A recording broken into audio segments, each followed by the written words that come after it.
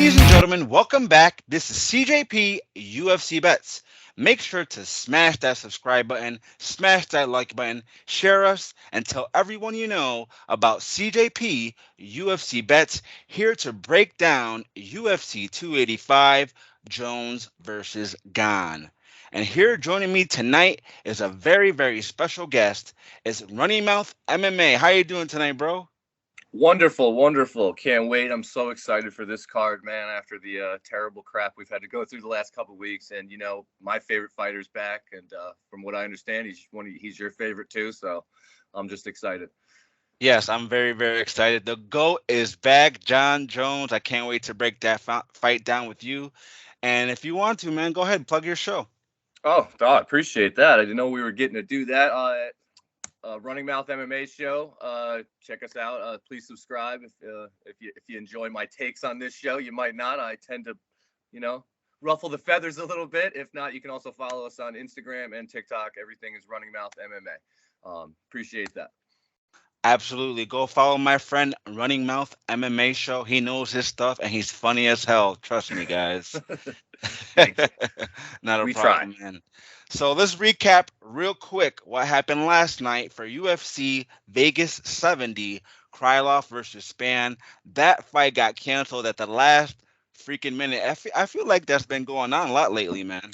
A ton. I also, but I mean, you can't assume that Krylov flew all the way around the country to like just quit. So it had to be something serious. You know what I mean? It had to be, must have been a serious illness or whatever got to him for him to just want to hop back on a plane and only get half his purse, if any of his purse. You know what I mean? So it sucks, but it's been a trend for a while now. You know, Yes, yes. how many times you get that you'll be watching and they're about 4 fights away and you go, let's go to Megan O'Leary. We got some breaking news. She said we got major news. And I was like, oh no, please don't tell me next week something happens. That's all I cared about. So Yeah, it was very unfortunate, but they did reschedule it for a couple weeks from now. I believe the next fight night with Jan and Davishli. So that should be a good card. But I went 6-4 on my picks, 3-3 on my bets. Not too shabby. I mean, I could have done better. But my dog of the card, Brendan Allen, hit for me. I told y'all he was gonna win. My lock of the card, Trevor Peak, he won for me. So how'd you do?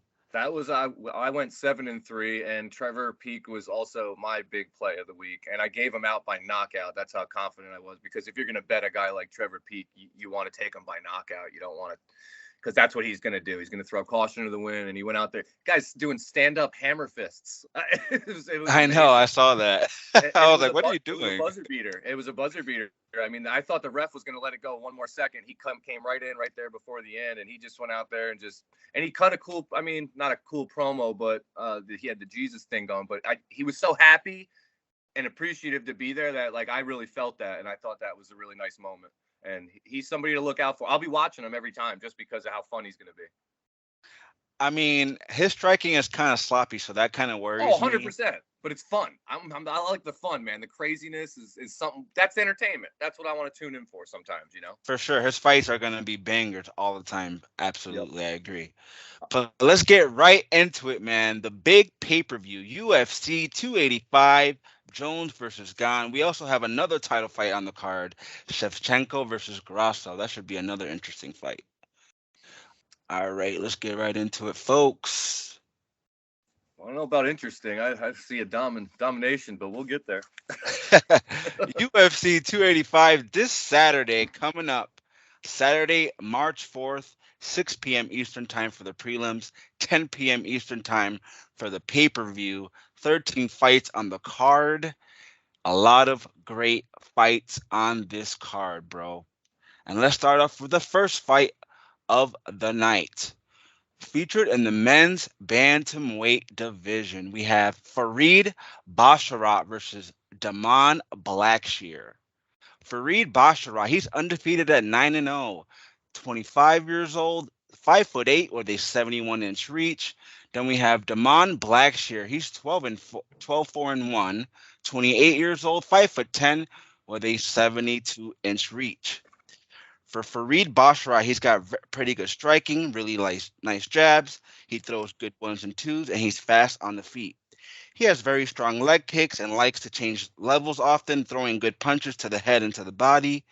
He also has pretty solid counter striking with fast hands, good takedowns, solid top control, good ground and pound, and a very exciting fighter. I like these Basharat kids. So I like this one better than Javid. Have you seen? I know you're saying he can strike and he's good on his feet. Have you seen his groundwork? He's slick on his jujitsu, man. He can get. To me, he's a lot better than Javid is on the ground. Javid is more the stand up kind of guy. This guy, he'll get you down, and he's transitioning faster than you can blink. He's got great submissions. This is gonna be a real problem for Blackshear here.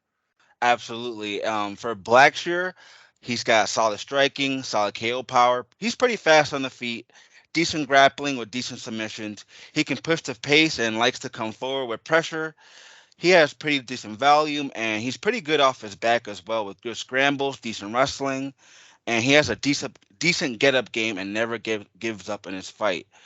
But I don't think that's gonna be enough. Give me Farid Basharat inside the distance. What do you think about this fight?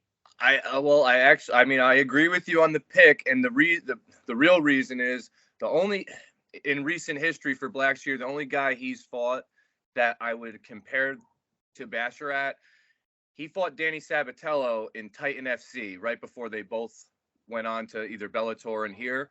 And I don't know if you know about Sabatello, but the guy's an animal, Division I wrestler from Purdue. He's, had a title shot in Bellator, and he took Blackshear down, I think, 8 times in this fight. Never finished him because he's not much of a submission guy, but I can just see Basharat doing even more to this guy. And if he gets Blackshear down, I think he subs him, and it's easy. That's why the number's 450 for a reason. 450, yes. And I do got him in one of my parlays. I call it my greedy parlay, where I put like a bunch of favorites together. Hopefully it hits for me. Nothing wrong with that, buddy. Any return on investment is good. Absolutely. So you think he gets it done by submission? Yes, I do. I think he gets it inside the distance, probably in the first or second round. Damon Blackshear, he's all right. I mean, he's got heavy calf kicks, man. He really does. But again, I just see Basharat grabbing him, bringing him down, and really going where he wants to with jiu-jitsu. All right, let's move on up to the next fight on the card. Scheduled in the women's strawweight division, we have Jessica Penne versus Tabatha Ricci. Jessica Penne, she's 14-6, 40 years old, 5'5" with a 67-inch reach. Then we have Tabatha Ricci, she's 7-1, 28 years old, 5'1" with a 62-inch reach. For Jessica Penne, she's a UFC veteran, and she will have the more experience here in this fight. But I don't know if that's what will be enough for her here. She's got decent striking, okay boxing, decent grappling, decent takedowns, but she has a pretty bad takedown accuracy, a subpar takedown defense, but she is pretty tough and can hang in there for all 3 rounds. For Tabatha Ricci, she's got very good grappling, pretty decent jiu-jitsu, and solid wrestling. She has decent takedowns with good ground control, especially on top. She's got heavy top control. She's got pretty good cardio, okay striking, and not to mention always looking for submissions and always looking for the finish. Give me my wifey here, Tabatha Ricci, Baby Shark, in this fight. I love her.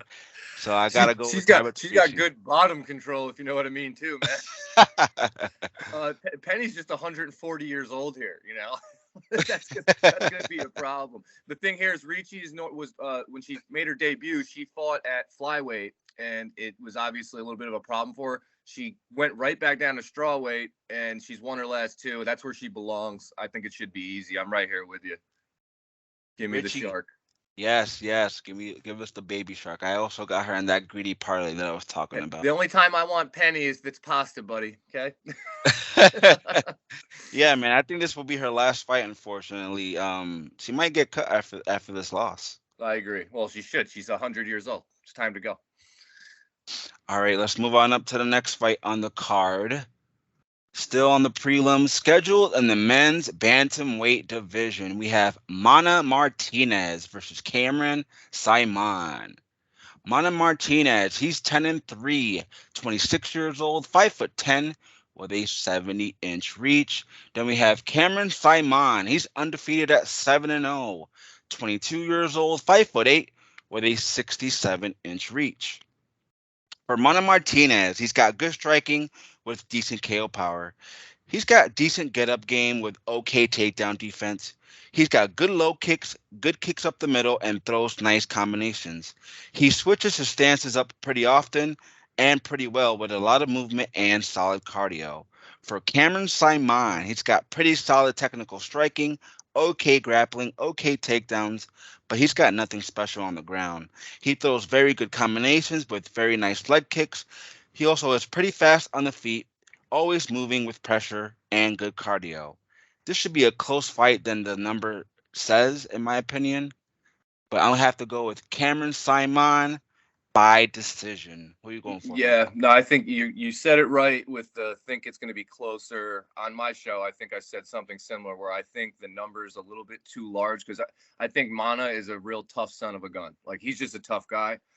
He can go the distance here, whereas Simon likes to obviously finish. His contender series finish was amazing, and then he comes out in his debut against I think Kozlov buries him right away. So he's got 2 finishes. He's riding all the confidence in the world. The numbers should be better, but it's going to be hard for me to bet against Simon here. I think Martinez does put up a fight. So I'll just take Cameron Simon minus 250. I'm right there with you.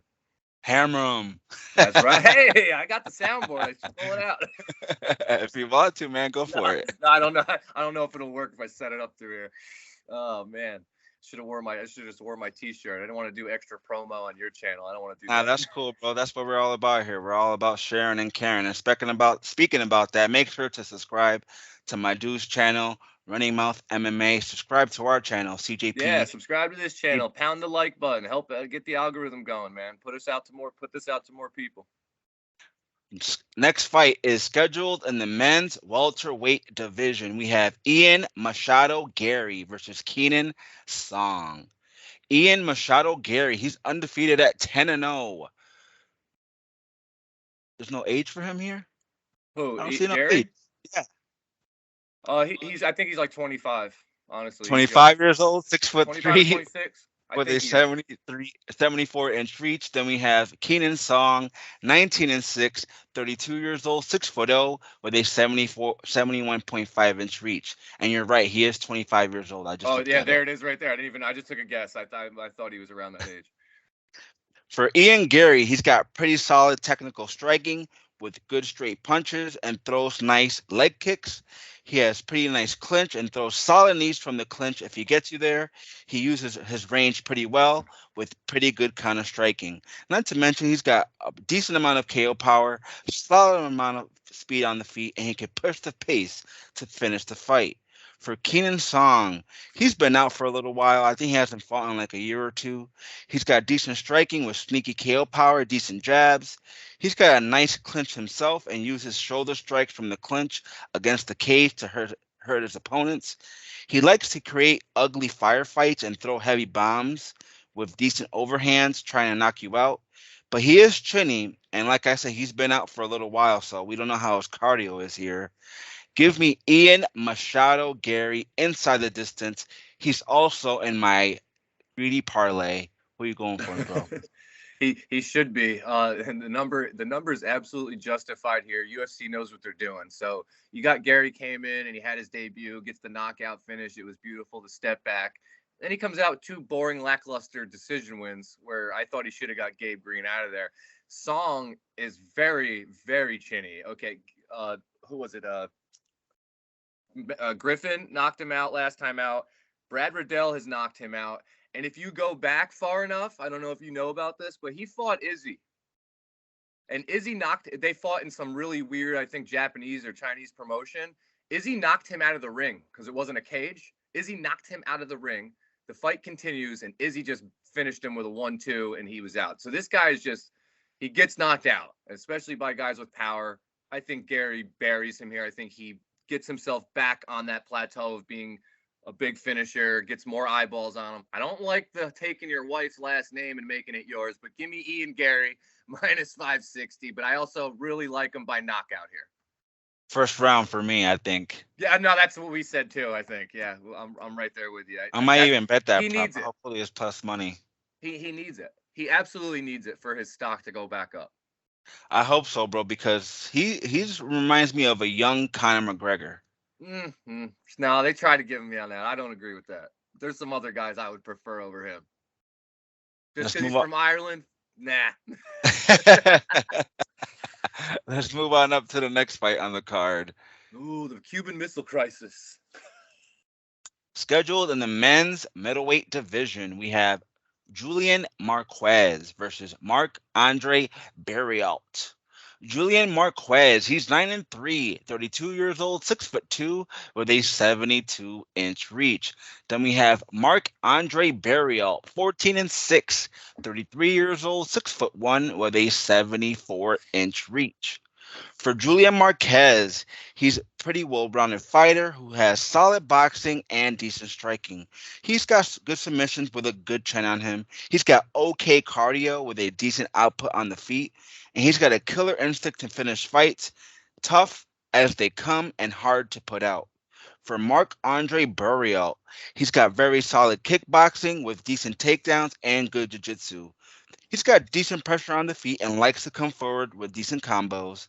He's got solid volume with a good takedown defense, sneaky KO power, and questionable cardio. He can also be chinny, in my opinion.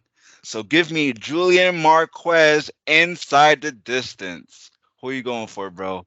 Same, and my reasons are just like so. Marquez, he was on a 2-fight winning streak, and then went out and lost that last one to Gregory Rodriguez. And it took everything from Rodriguez to put Marquez away. It wasn't like I mean, Marquez is just a tough guy, right? And then you got a guy like Barriault, Anthony Fluffy Hernandez chokes him out. Chidi Njokuani also knocks him out. Then he had 3 fights in a row where he should have been released, if we're being honest. He loses to Andrew Sanchez. He lost to Jotko. I hate Jotko. And then to the Iron Turtle, right? His wins are really bad.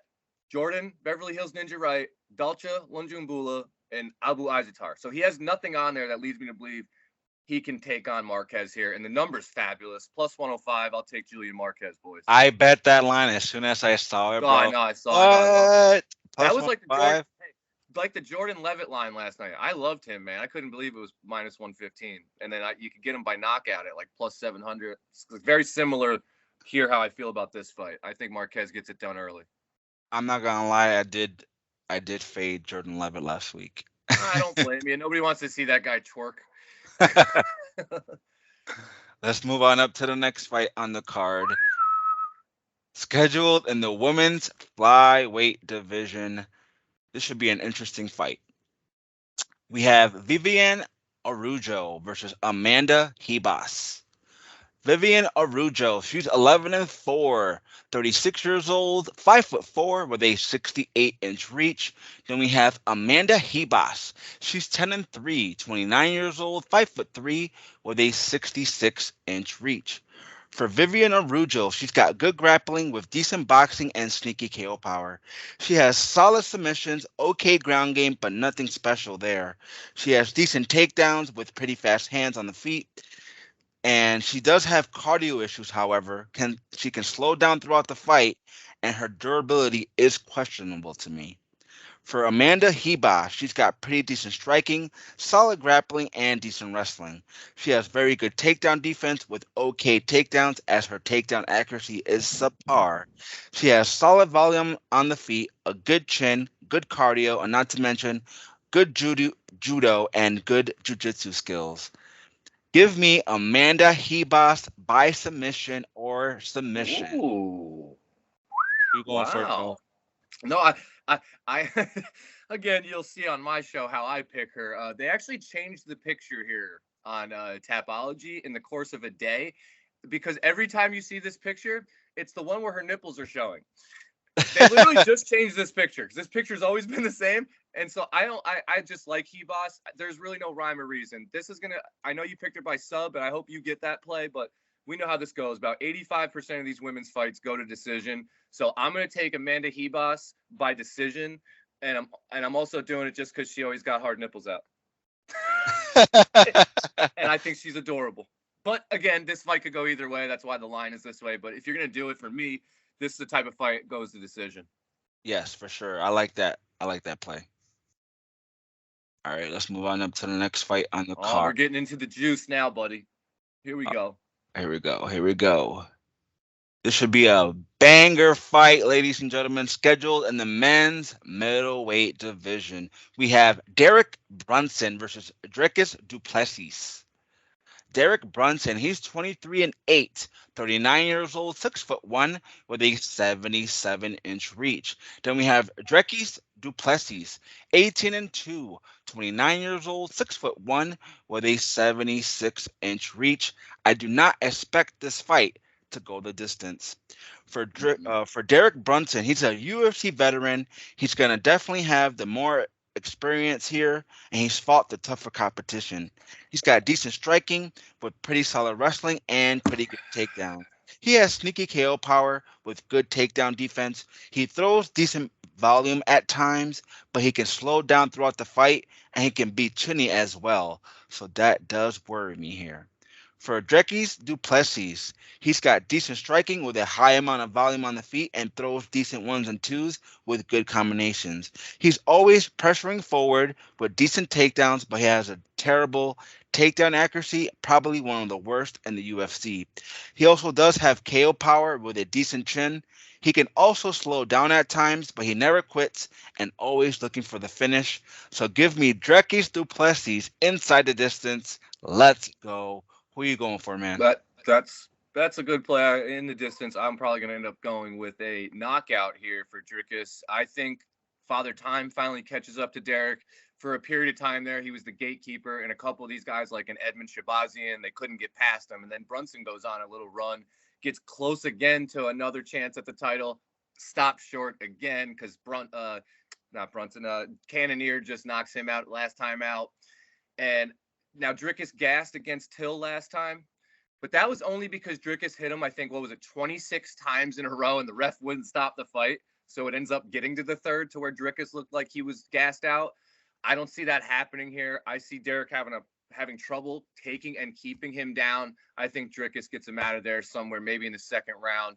Give me Dricus Du Plessis, still knocks by knockout. Yes, let's TKO. Go. Hammer that. definitely hammer that. I think Father Time gets Brunson here, and this might be one of his last fights. Let's move on up to the next fight on the card, which is scheduled to be the featured prelim of UFC 285. This is hard for me.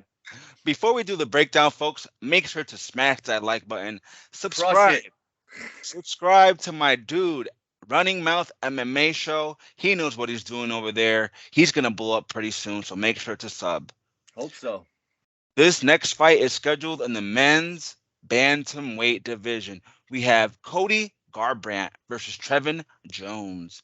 Cody Garbrandt, he's 12 and 5, 31 years old, 5'8", with a 65.5-inch reach. Then we have Trevin Jones, 13 and 9, 32 years old, 5'7", with a 70-inch reach. For Cody Garbrandt, he's a former champion, and now he's coming all the way down to the prelims. Talk about a fall from grace. He's got very good boxing, fast hands, solid KO power. He's got pretty good footwork, very aggressive on the feet. He has a nice solid right hand, and he likes to throw often in his fights. He is chinny, however. He gets too emotional in his fights, and that's why he gets finished. That's why I don't know if I like him here. For Trevin Jones, he's got decent striking, sneaky KO power, and solid takedown defense. He has decent counter striking with nice jabs and good ones and twos. Not to mention, he is pretty tough. He's got decent cardio, and he can push the pace for all 3 rounds. I'm going with the dog here, Trevin Jones by knockout. I think he gets it done, and I am going to bet him. I don't care. Who are you going for, bro? Okay, so I just want to preface this by saying I can't spin this camera around because it's on my computer, but I'm a very big Cody fan. I went to both him and TJ's fights, the one in LA, I was front row, and then I was at the one in the Garden, the first one. I'm a big Cody fan. I'm not anymore. Well, I am. I still like the guy. But you want to talk about? You said chinny. No. He doesn't even have a chin. It's gone. And that fight against a Sun Sao, it's hard for me to even count.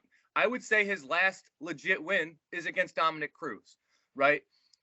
I hate Kai Kara France. That's very stated on my show. When Kai Kara France did that to him, I was out. I'm like, I'm never betting this guy again. And I just think everything with TJ took a big toll on him. His wife left him.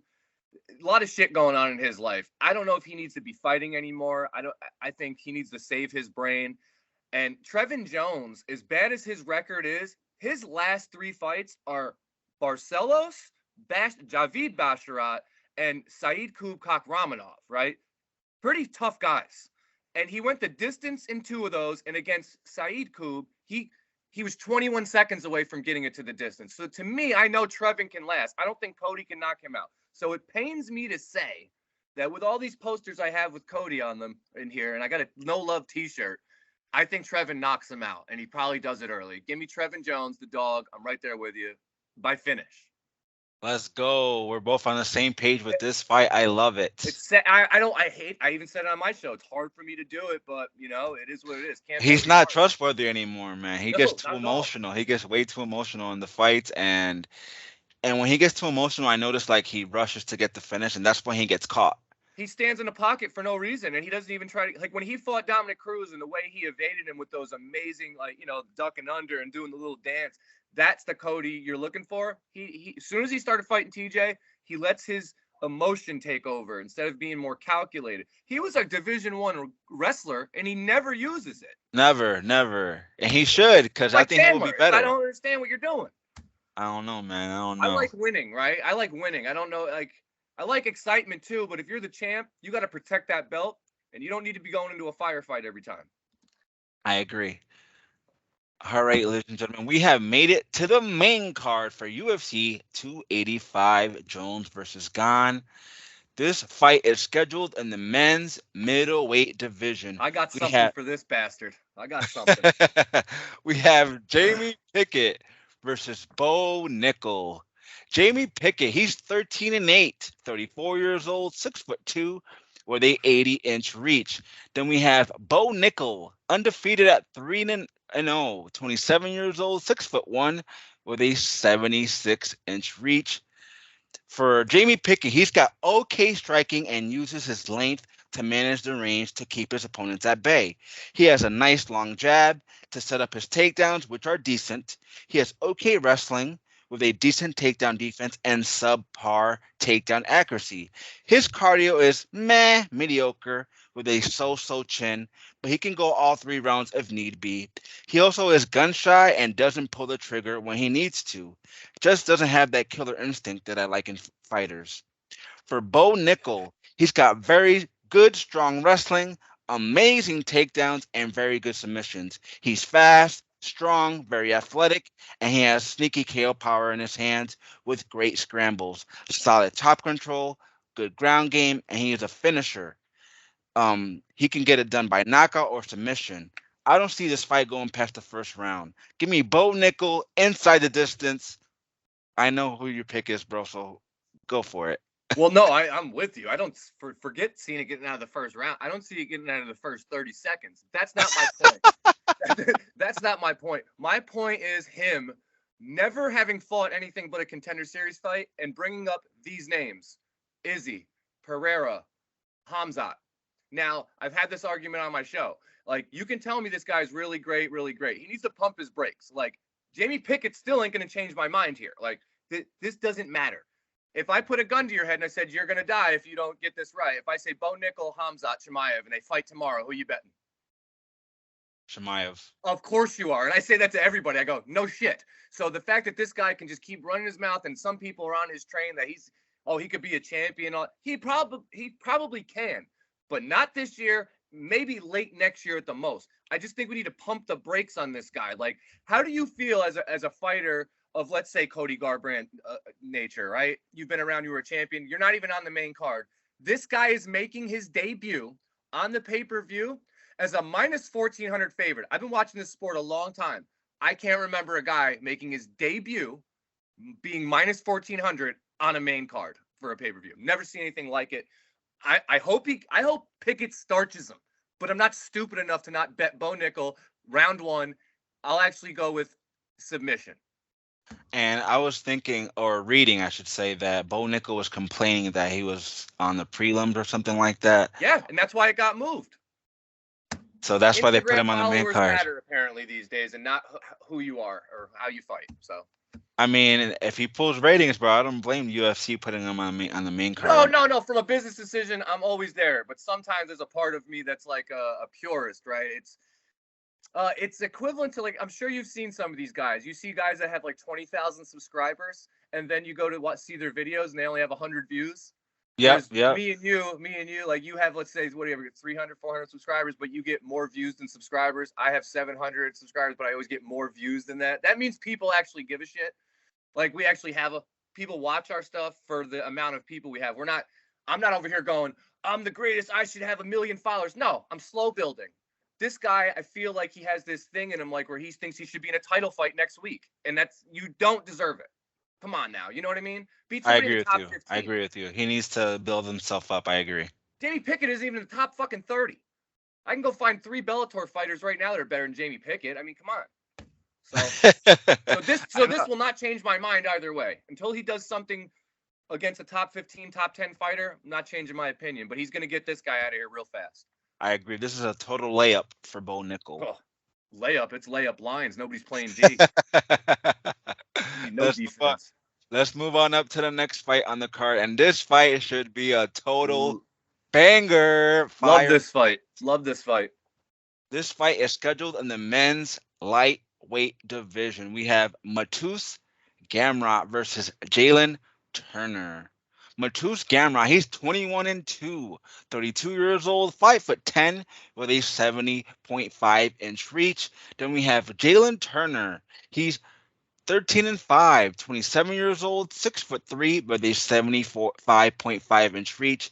That height and reach advantage should come into play in this fight.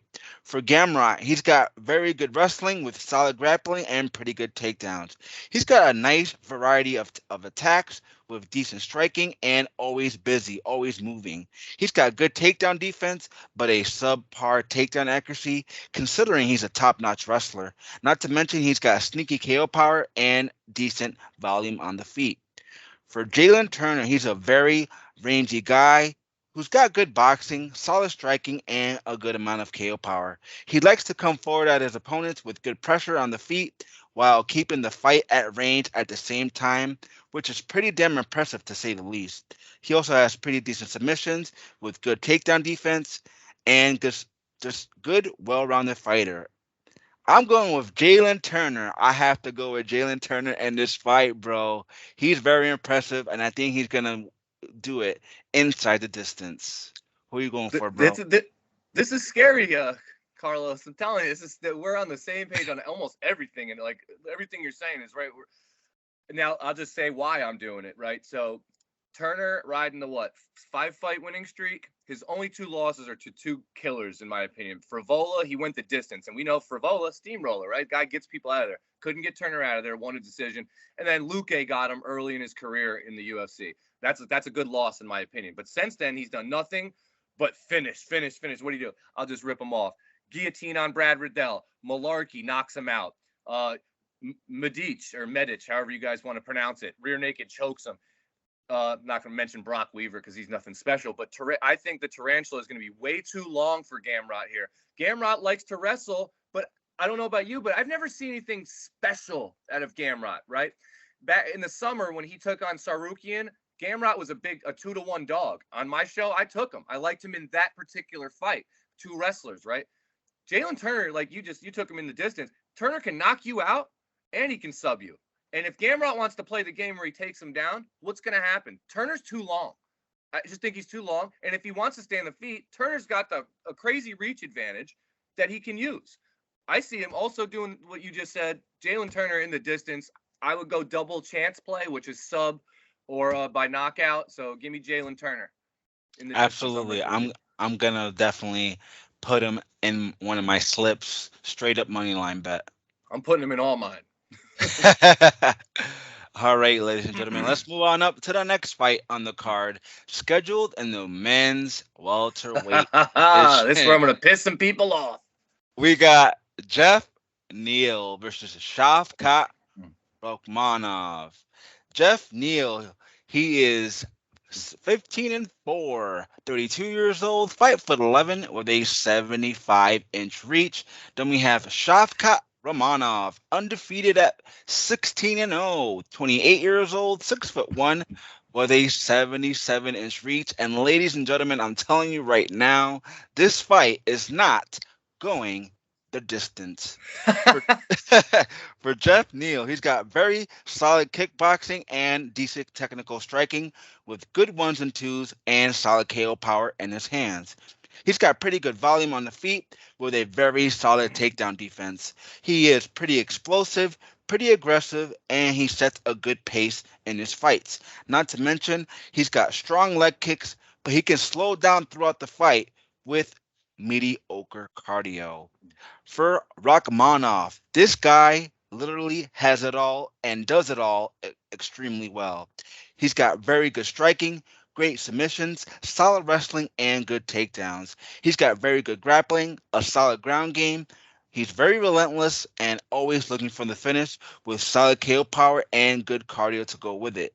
This guy is going to become a future UFC champion, no doubt about it. I expect him to get it done in the first or second round. Now go for it, Running Mouth MMA. I know you got a spoiler for us. That's right. Now this is where we're gonna finally part ways. It took all the way up to like the 12th fight for us to disagree, and it's I like to go against the grain sometimes, but I think it's warranted here. The number being 4-1 on Neal and 5-1, favorite for him. I just wanted everybody to go look at the Tapology. Actually, like look at who Shavkat has fought. This will be by far his toughest fight. You may have thought Magny was his toughest fight. No. He hasn't really fought anybody good. Now, I get it. He's got a 100% finish rate. It's rare that you see 16 fights, 100% finish rate. He is great everywhere. I understand that. But if we're talking about Jeff Neal, I mean, Jeff Neal has a resume, right? He went out and starched Luque last time out. And the only other fight I can compare to this, do you remember, how Bilal Muhammad has not lost in like his last 9, right?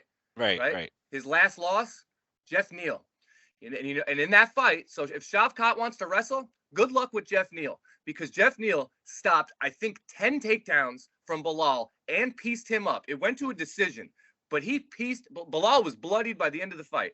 I could see this being very similar to that fight where Shavkat gets frustrated trying to take Jeff down, and he can't. And Jeff can throw. Jeff can throw them hands. So at 4-1, I'm the kind of guy, if I'm going to pick my spots, because there's not a lot of dogs to take on this card with anything other than like a plus 105 with Marquez and maybe some of the ladies' fights, this is an opportunity to maybe cash in, but go light on it. But you can really juice a parlay up here. And I don't know, man. You should know. You've been watching last few weeks, man. Some guys' zeros have been disappearing, right? Yes. There's some guys coming big, like who Askabov 2 weeks ago. Yes. He looked like dog shit, because you got to remember the level of competition and the bigger lights being put on you here. He hasn't fought. The only time I think he was on the Khabib and Gaethje card, but he fought Cowboy Oliveira, who's 100 years old too. He's not 100 years old. He's I don't think he's even in UFC anymore, right? He got released.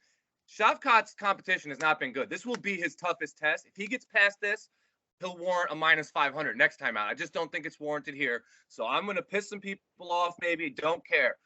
I'm a Jeff Neal fan. I think he has a shot to stop these takedowns. And if he can do that, I think he's got a shot here. Give me Jeff Neal plus 400. Big money. I'm going to have to disagree with you on here, because Shavkat Rakhmonov is in my greedy parlay. Hey, no, again, he should be, but I'm just going off. I got to use some of the knowledge I've seen of what I've seen on the footage.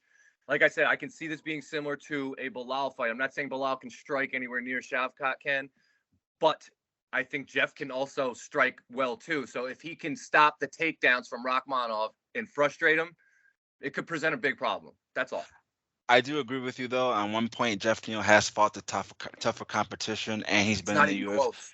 And he's been in the UFC longer, so he does have the UFC experience, the octagon experience. I just see something very special in Rachmanov, and I think he's going to be a future world champion one day. We shall see, my friend. Let's move on up to the next fight on the card, which is scheduled to be the co-main event of the evening for UFC 285. This is going to be another great fight for the Women's UFC Flyweight Championship of the World. We have Valentina Shevchenko versus Alexa Grasso. Valentina Shevchenko, she's 23-3, 34 years old, 5'5" with a 65.5-inch reach. Then we have Alexa Grasso, 15-3, 29 years old, 5'5" with a 66-inch reach. For Shevchenko, she's got very good striking, very solid grappling, with very good composure, always staying composed in her fights, staying focused while fighting. She's got very technical striking, great fight IQ, and solid KO power. She does have pretty decent takedowns with good submissions and very solid combinations on her feet. She likes to get her timing down, so she does take her time when the fight starts with pretty good takedown defense and a good takedown accuracy. She's just a complete fighter in my book. For Alexa Grasso, she's got very good boxing with a decent amount of volume on the feet. She's got pretty good footwork with fast hands, decent grappling, and good get-up game if she gets taken down.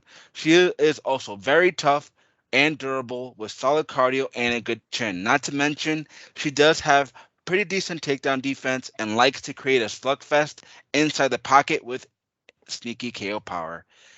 But I have to go with the GOAT here. I got to go with the flyweight GOAT, Shevchenko, and Still. Who are you going for, bro? Yeah, this to me, I actually picked Tyler Santos last time when they fought, and I was on the money. Like that could have went her way, and it was a plus 1,000. I picked it on the show, because I thought that was a bad matchup for Valentina. Now, with that said, I think this is a great matchup for Valentina, and I also think there's a fire lit under her because of all the talk that, oh, here comes Erin Blanchfield, because I'm not a Blanchfield guy yet. I'm still not. I think she's good. She's great. But let's slow it down with telling she's going to be the champion, because if Valentina wants it, she'll keep this darn thing until she has to fight Amanda Nunes again. I think Valentina's going to have a little fire lit under her. I think she's not going to let this go the distance because of the last fight.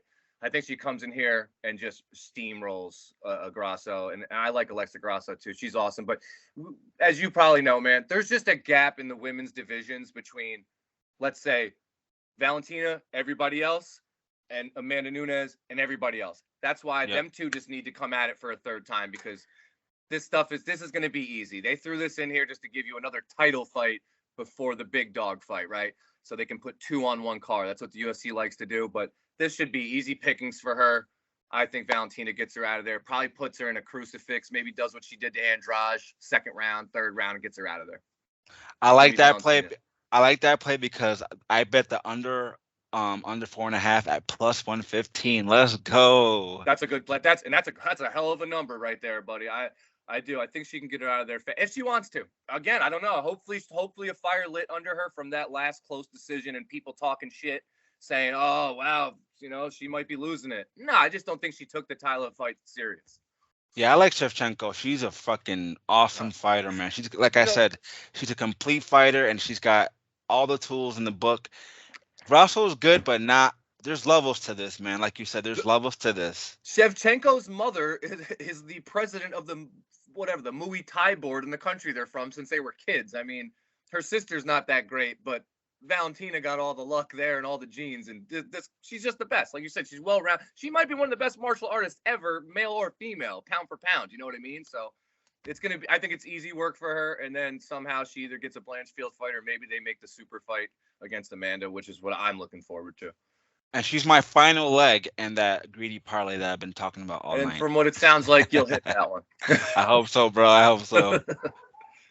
All right, ladies and gentlemen, we have made it. We have made it to the main event of the evening for UFC 285, Jones versus Gane. But before we do the breakdown, folks, make sure to subscribe. Make sure to check out my friend Running Mouth MMA show. He knows what he's doing. Give him a sub and make sure to smash the like button. Make sure to check us out every single week right here on this channel, CJP UFC Bets. And share it And with your mama, your daddy, your brother, and your sister. Let them all know.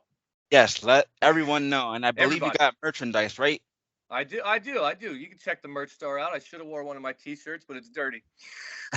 It's all good, bro. It's all good. In fact, hold on. I wore this because I don't know if you watch NBA, but this is the 2010 NBA Finals shirt. You're from Massachusetts, and I fucking hate the Celtics. So this was a reminder if we won the 2010 Finals against the Celtics. I used to watch and NBA. the New York hat. Fuck the Red Sox. Oh, come on, man. Get off the show. Get off the show. It's all love. Gotta have a good rivalry. Yeah, absolutely. I agree. But let's get right back on track.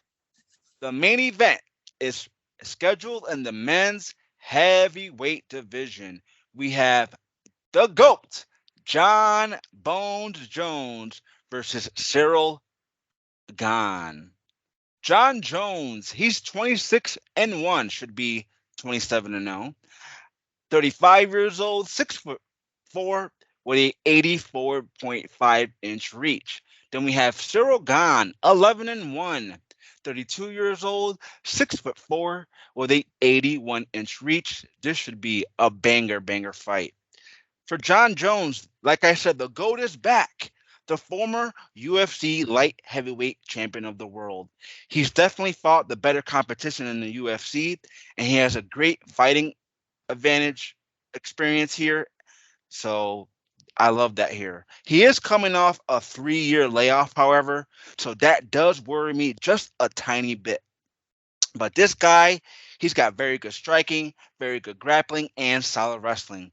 He's got pretty good submissions. He has great kicks, such as very good body kicks, leg kicks, head kicks, you name it, he's got it. He also has excellent cardio and a very solid chin. Not to mention, he uses his range very effectively to keep his opponents at bay with good long jabs and a decent amount of KO power with dangerous, sharp elbows. I love this guy's elbows. He'll slice you up. He's good anywhere the fight goes. But like I said, that 3-year layoff does worry me a little bit here. Cyril Gane, he's got solid technical striking with decent amount of volume on the feet and a decent amount of KO power in his hands. He has nice front kicks to the body and solid leg kicks as well. He's got solid grappling, decent cardio, and a solid chin. Not to mention, he does always look for the finish with very good footwork and decent takedowns to go with it.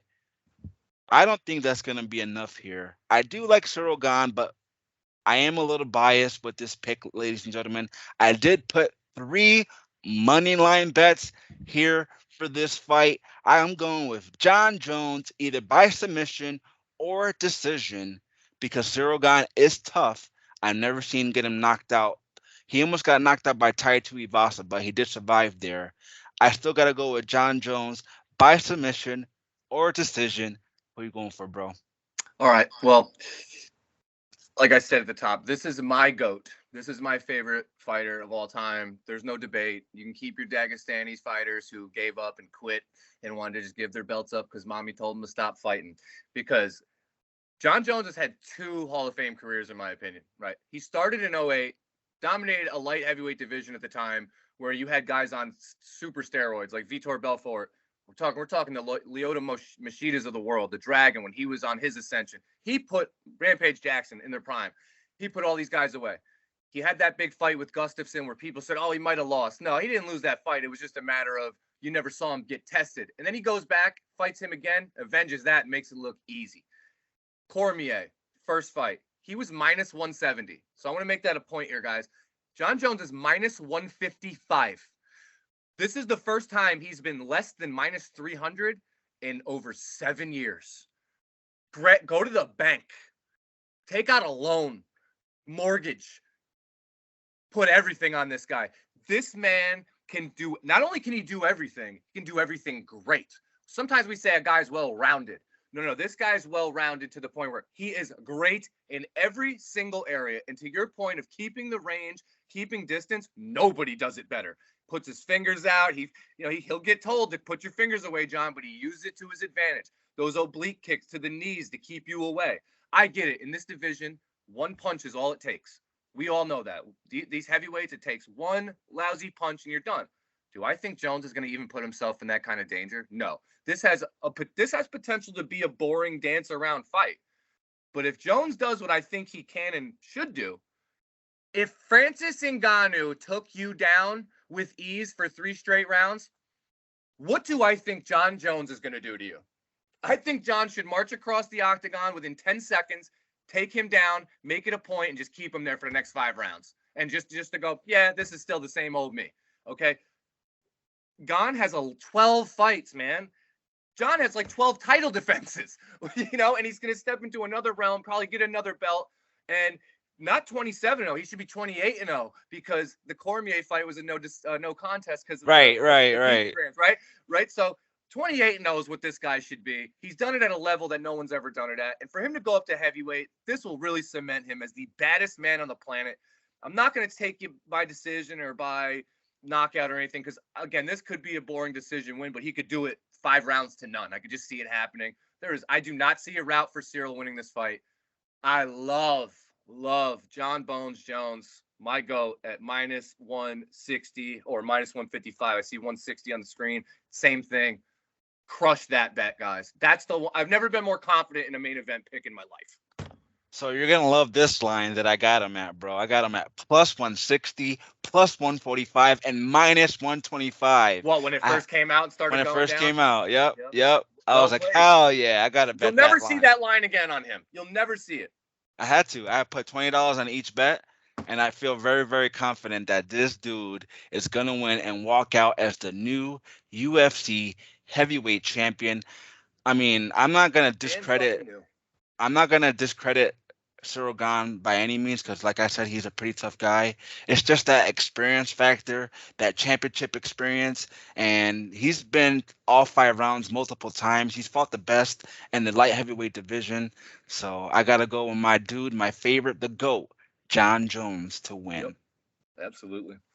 Now, ladies and gentlemen, that was our breakdown for UFC 285. And don't go away. We're still going to give you our best dog of the card and our lock of the card for UFC 285 coming up right now.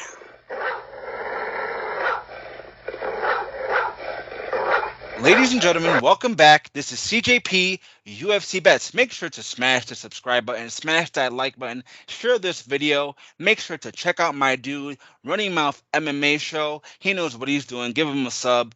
He's my great friend, so go join him at his channel. He's very funny and he knows his stuff. Here to reveal our dog of the card for UFC 285, Jones versus Gane. My dog of the card, I have 2 dogs that I want to give you guys. I have Jalen Turner and Trevin Jones as my dog of the card. Who's your dog of the card, bro? Well, again, I hate how you just had to set me up by saying, I know what I'm doing. I generally do, but I want to have a little fun on your show.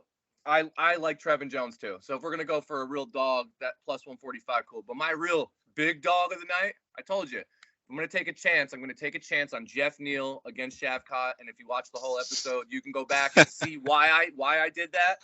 Again, it's a crazy pick. I get it. Listen, I'll take all the shots. Throw the arrows at me.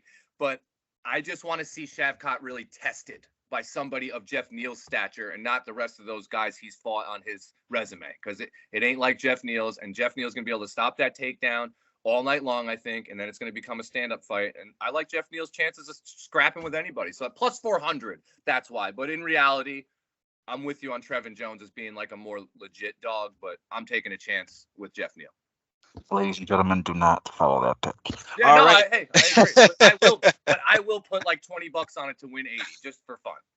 Well, there you go, folks. My dog of the card, Jalen Turner, Trevin Jones, and for Running Mouth MMA Show, unfortunately, Jeff Neal. And coming up next, our lock of the card for UFC 285 right now. Ladies and gentlemen, welcome back. This is CJP UFC Bets. Make sure to subscribe. Go join my dude Running Mouth MMA show on his channel. Give him a sub. Give him a like. Here to reveal our lock of the card for UFC 285 Jones versus Gane. I have 3 locks to give you guys to put on your slips. Pretty certain, pretty 100% sure these are going to win for you. My first lock, Ian Gary. My second lock, Shavkat Ramanov. And my third lock, Bo Nickel. Who are you going for, Bo? You want me to give 3? Because I can. Go ahead. Well, if I had to pick 3, number 1 right off the bat, Jon Jones. I mean, for the guy who Jon is. He's never lost. I've never seen anybody really give him a fight except for Dominic Reyes. I just think he was bored in that fight. So Jon Jones, Dricus du Plessis. I think Brunson age is going to catch up to him. And I actually really, really like Fareed Basharat. Okay, I like that. I like that. I wanted to put him as a lock too, but I want to see him fight a little bit more to make that decision. I just seen enough from Blackshear to know that I think Basharat's going to be able to do what he wants with him on the floor. That's all. Anybody can get clipped. It's the fight game. I agree, man. I agree. And we've been robbed by the judges. We've been robbed by the refs. So hopefully that does not happen on this card. I doubt it. I know we're going to get robbed somehow, some way. A robbery is going to happen. So if you want to, bro, go ahead and plug your show one more time before we get going here. Appreciate that, man. It's Running Mouth MMA show on YouTube, Running Mouth MMA on Instagram, Running Mouth MMA on TikTok. Check us out. Please hit the like button for us, follow, subscribe, and also please support CJ. Keep hitting like on his videos. It just helps our algorithm, man. If you watch us and you enjoy us for both channels, whatever, just make sure you're hitting that like button and putting comments, whether they're negative or not. To be honest, the haters fuel the algorithm more than anybody. So put your comments down there and hit that like button. Help us all out. Absolutely. Go check out my dude Running Mouth MMA show. Make sure to subscribe to this channel, CJP UFC Bets, and make sure to join us next week for our next breakdown video. Thank you so much, Running Mouth MMA, for joining us here tonight. I really appreciate it, bro. Have a great night, everyone.